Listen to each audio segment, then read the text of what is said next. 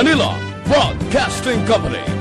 Sa balita, komentaryo, isyu, serbisyo publiko. Aksyon Radio! Sa Bacolod, Aksyon Radio! Aksyon Radio!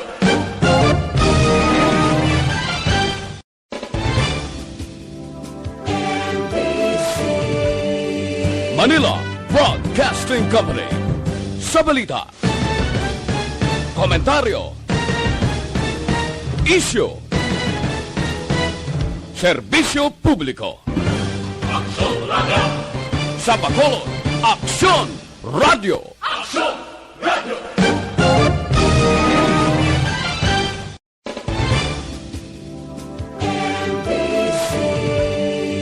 Manila Broadcasting Company. Sa balita, komentaryo, isyu, serbisyo publiko. Aksyon Radio! Sa Bacolod, Aksyon Radio! Aksyon Radio!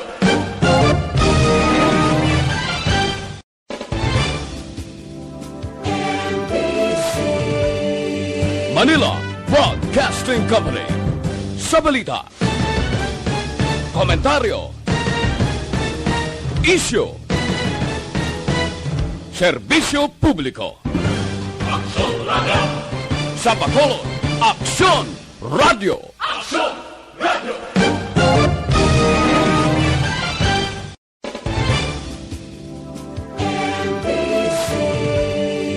Manila Broadcasting. Aksyon Radio Philippine Standard Time, las 6:35.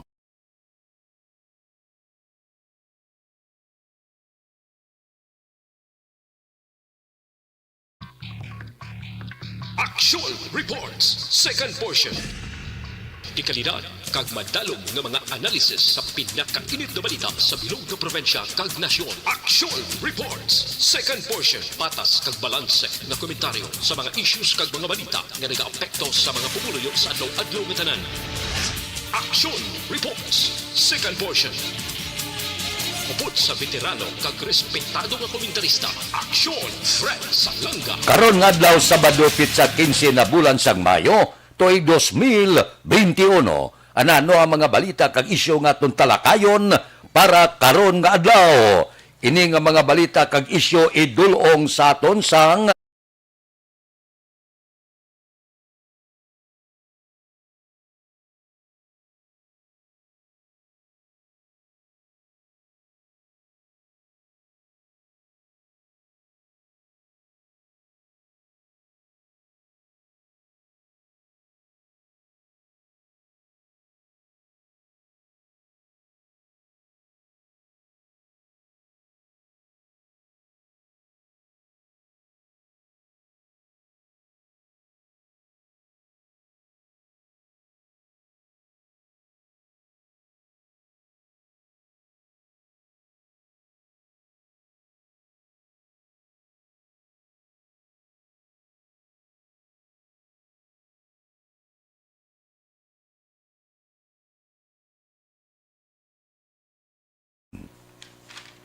Aksyon Radio Philippine Standard Time, las 6:37 na. Daga init ang isyu sa politika.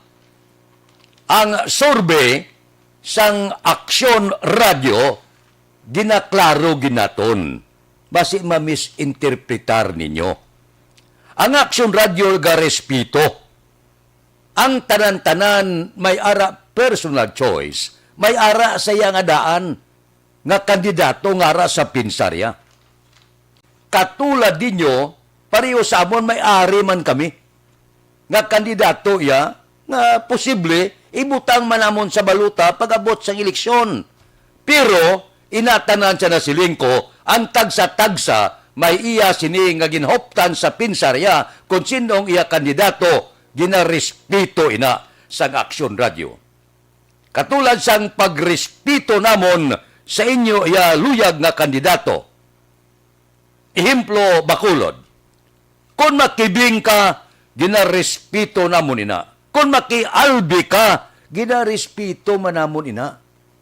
Katulad ba, nagapangabay kami, respetuhon man ninyo kung anong tindog sang tagsa-tagsa.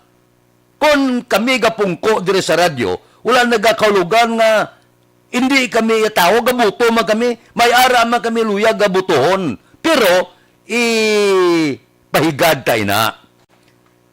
Lantaon ta ang survey, basi ma-misinterpretar ninyo. Amo na siling namon, nga hindi ginamon pagilabtan ining survey. Kung may mga isyo, pwede sir matandog sa mga politiko. Pero kapag abot sa survey, ginarespeto na mo nina. Kung anong inyo opinyon, inyo na opinyon.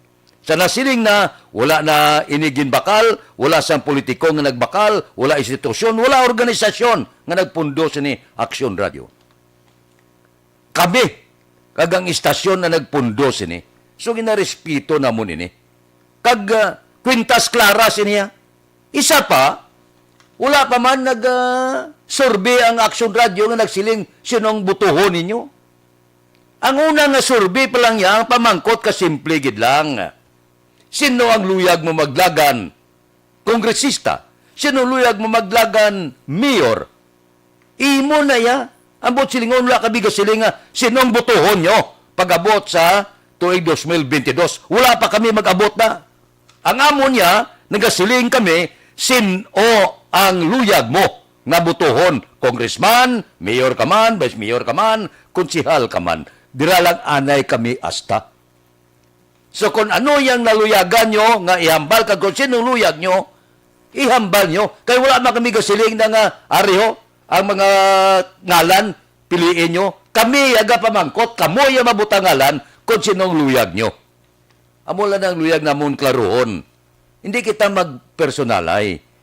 Kay ang amo ni para ni sa kabilugan sa bakulod mo para may diya ka mo kung sinong magapadalagan papili sa nagkalain-lain nga pwesto. Inyo na. Kung anong opinyon nyo, respetuho na mo nina. Ano? Kabay pa nga mag-intindihan na kita. Wala ya kanahan eh. Hindi kami mag-intra sa wala kami komentaryo sa survey. Respetuhon na mo ni kaya mo niya survey. Luyag na mo nga respetuhon ini. Survey lang nga matutuod. Wala daya. Wala sang nagbakal. Wala sang ginpasulabi. Tanan-tanan nga luyag ninyo. Inyo opinyon, respetuhon ina. Kag amo ina ang nagagwa sa survey sa pamangkot sang Aksyon Radio. Kabay pa nga nag-intindihan na kita. Aksyon Radio Philippine Standard Time, las 6:41. Mabalik kami pagkatapos ini.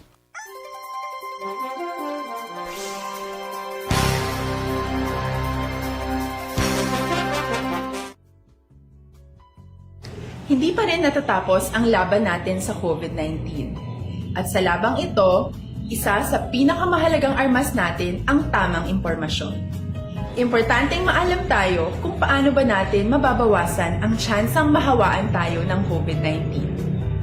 Pero, ano nga ba ang alam natin ngayon tungkol sa pagkalat ng COVID-19? Base sa kasalukuyang pag-aaral, ang COVID-19 ay sumasama sa droplets sa tuwing may umuubo, bumabahing, kumakain, nagsasalita, o kahit sa paghinga. Kadalasan, hindi natin namamalayan ang pagtalsik ng mga droplets na ito dahil hindi sila nakikita. Ano naman ang magagawa natin para maibaba ang exposure natin o tsansang magka-COVID? Kailangan nating maibaba ang exposure mula sa virus tuwing nakikipagsalamuha tayo sa iba. Isa sa pinakamainam na tool ang face mask upang mabawasan ang ating exposure at ang pagkalat ng COVID-19. Kaya naman, face mask ang bida topic natin for today. Binabawasan ng mask ang tsansang makahawa at makapanghawa tayo sa ibang tao. Ayon sa current studies, kaya nitong bawasan ang ating risk of infection ng 67%. Ngayon, napakadami ng face mask na available para sa atin. Ika nga options, options, options. So, how do you get to decide which one to use? I-ready ang inyong mga phone at i-screenshot ang mga comparison na ito ng iba't ibang mask.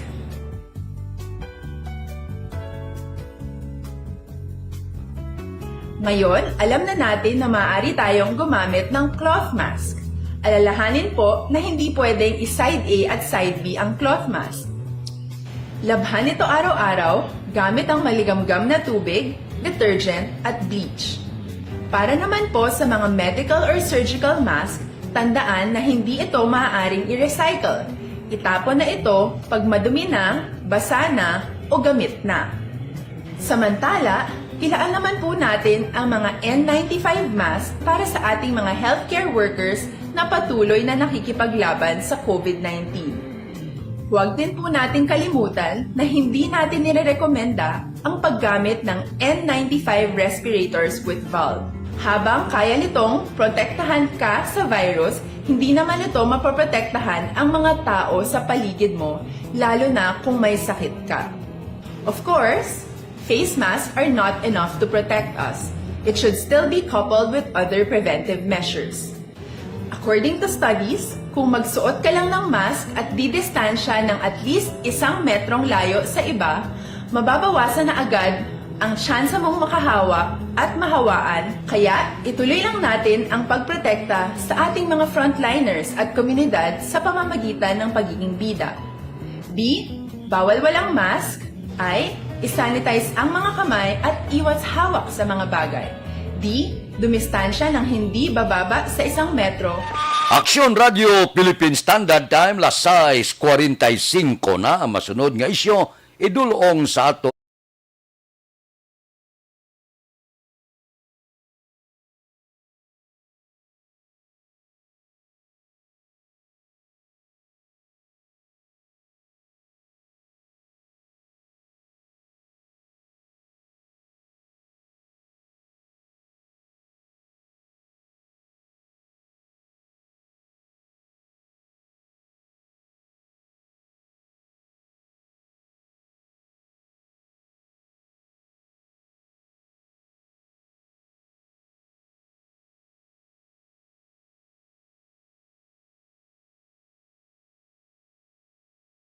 Philippine Standard Time, las 6:46. Hindi maintindihan ang isyu sa West Philippines ano ni man. Kapon gamonitor ko silang ni Presidente Rodrigo Duterte hindi mag-pull out ang mga vapor dira sa West Philippine Sea. Bisan niya nga may ara kita dako nga kabalaslan sa pungsod China. Ginalantaw isang presidenteng purting nga kabalaslan, mga regalo, mga pagpadala sang ayuda, hulam kwarta, mga bakuna, kag iban pa. Purte man, isang presidente matultigdas magapabili ng barko sang Pilipinas sa Pag-asa Island. Pero ang sugpon, hindi makig-away sa pungsod China. Dahil sa una mo giman ang tindong naton, hindi makigaway, diplomasiya. Samtang diplomasiya ang aton ginagamit, imbes nga magalin, nagdamo nagigani ang mga sakayan dagat sang pungsod China. Galambot na tag 280 ang sakayan. Ti siling sang presidente na nawagan siya sa pungsod China, niya intindihan nyo man ang paninugan sang Pilipinas angos sa West Philippine Sea. May mga dibatihay na, may hangkatanay na, ginaimbitar ganin nila ho. Siya na Senador Juan Ponce Enrile, talakayon ang isyo sa West Philippine Sea. Ang aton punto, dire ka hapos gilang mo. Diplomasiya kung pamatian lang sa China, ang aton alungay, nga kung mahimo, ang iya-iya ang aton-aton. Bangod miguhay kita, respetuhanay. Galing ti. Natural, may jutay nga pulo pamahog, majutay nga paglibot-libot sa mga sakayan, dagat, sang China, mga papor panggira, ti daw medyo makakululba man, no? Kag isa pa, ang aton baybayong ginataris nila mo. Ang aton mga mangingisda, gapanghakroy na, hadlok mangisda, kay basibla kon para kan luthang, pero kung pamatian mo, sila niya daw, libre man ang pangisda sa aton sini mga mananagat. Kung pamakuton mamangingisda, hadlo kami, kay base kung nagpanda man China nga daan, nga kung mag-agi-agi kami da, lutangon ang amon sa kayan dagat. amo na ang nagakatabo. Nagdaog na kita.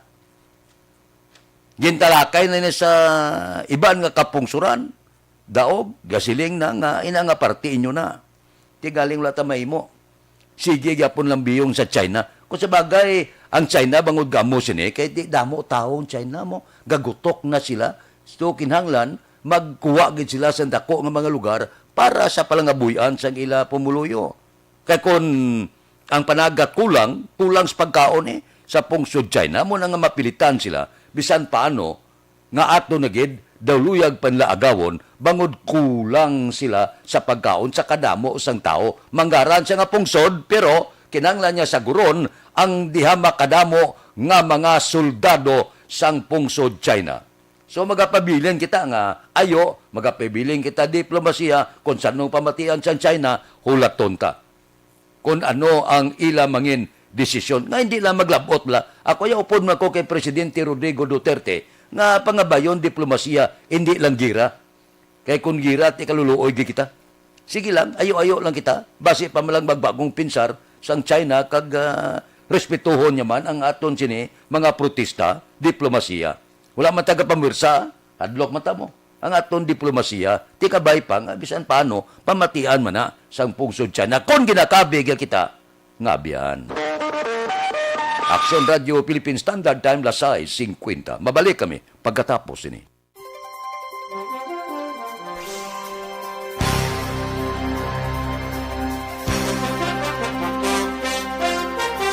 Sa dinami-dami ng usapin ngayon tungkol sa COVID-19, nangingibabaw ang tanong tungkol sa expanded testing. Ano nga ba ang expanded testing? Bago natin sagutin ito, mahalaga munang malaman natin kung ano ang confirmatory test para sa sakit na COVID-19. Ang Reverse Transcription Polymerase Chain Reaction o RT-PCR ay isang laboratory test na tumutukoy sa mismong virus sa loob ng tao. Ang RT-PCR ang siya lamang test na ginagamit upang makonfirm ang sakit na ito. Kaya nitong alamin kung may virus na sa katawan ng isang tao bago pa man lumabas ang sintomas. Kaya naman sa ating expanded testing, RT-PCR ang ginagamit natin ngayon. Hindi ito katulad ng Rapid Antibody-Based Tests o RATs na tumutukoy lamang ng antibodies sa katawan. Sino-sino ang kabilang sa expanded testing? Sa expanded testing, ang mga sumusunod na mga tao na may history of travel sa isang lugar na may COVID-19 o nakisalamuha sa taong may COVID-19 ay sasailalim sa RT-PCR test. Una, mga pasyenteng may malubha at kritikal na kalagayan.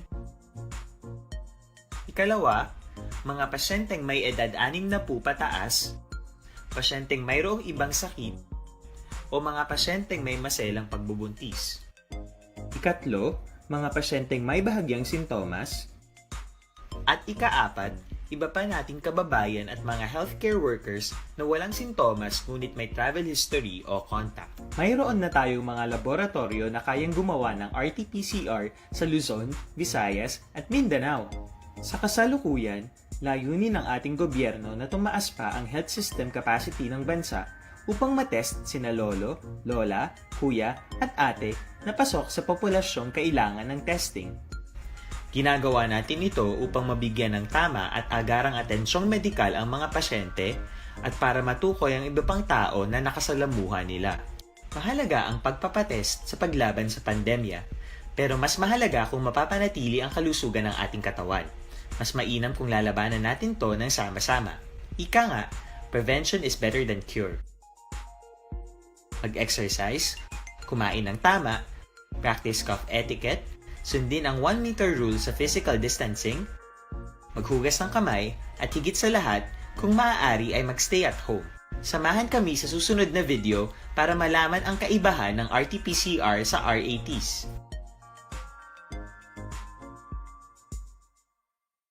Sa dinami-dami ng usapin ngayon tungkol sa COVID-19, nangingibabaw ang tanong tungkol sa expanded testing.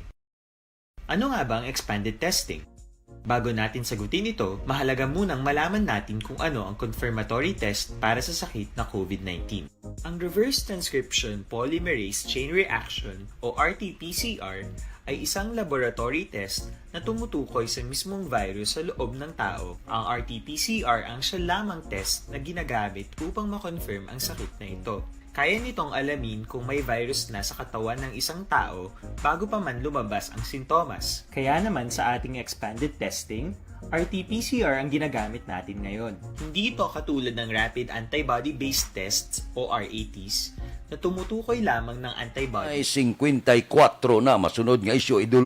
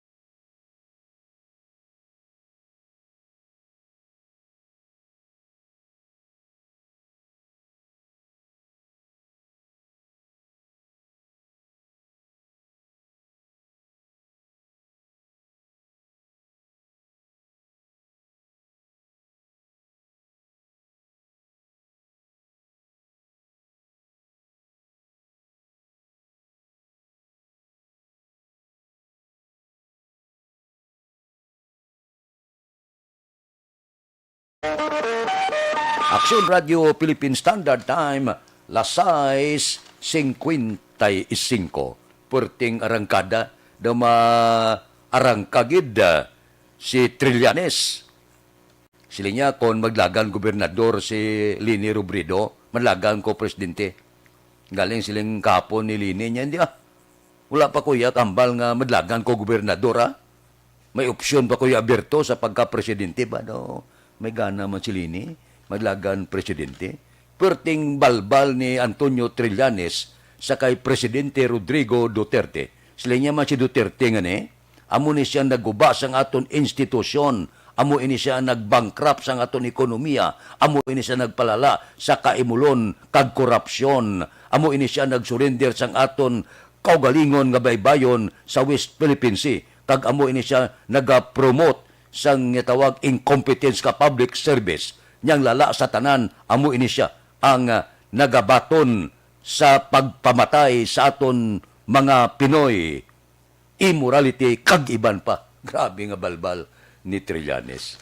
Sabat sang Malacanang kasimplingin lang siling niya, padalaga na.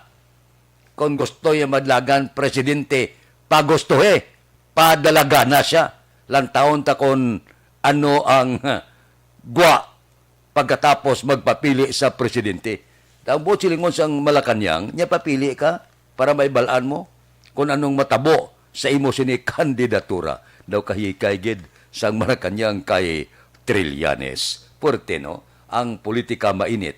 Porte ini, galantaw gani ang pila ka mga political observer nga sa tuig 2022, posible 2, 3, 4, 5 ang maga-iningkwentruhanay. Kag posible may maga-inkwentruhanay nga pariho sang partido. Aksyon Radio Philippine Standard Time, las 6:57. Mabalik kami pagkatapos ini.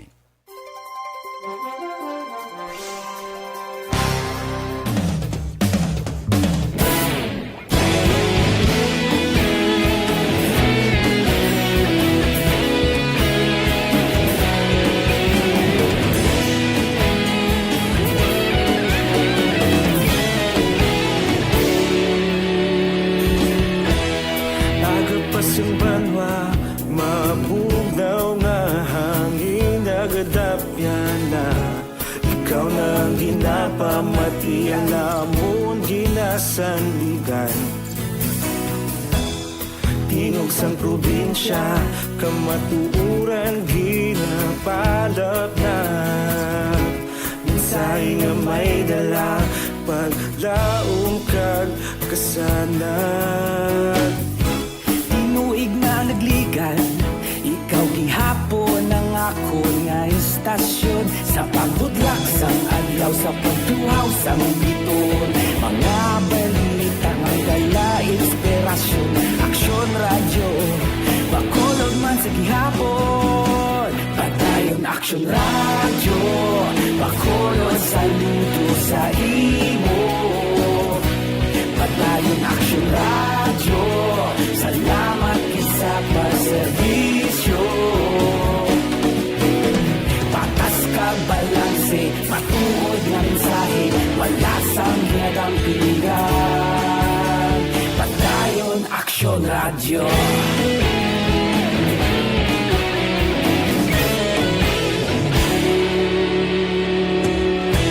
Pagkulong nun kag negro sanon inyong pamatian.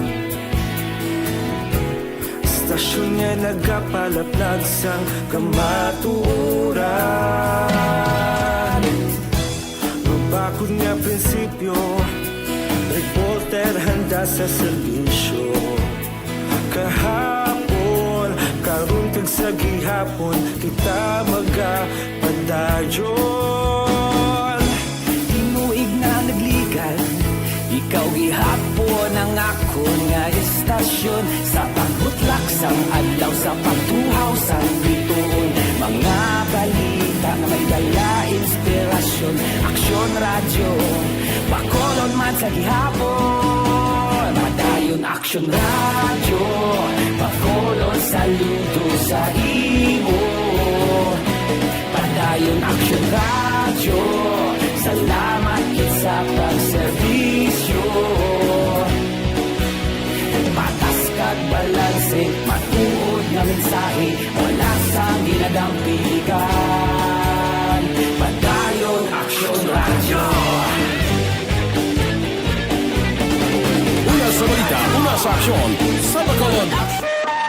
Aksyon Radio Philippine Standard Time, pangot kita sa takna las 7. Standby na sa aton Aksyon Balita Morning Edition. Upod kita kay Aksyon Boy Duran, kag Aksyon Dorel Cabato, Aksyon Fred Salanga, una sa balita, una sa aksyon, sa Bacolod, Aksyon Radio.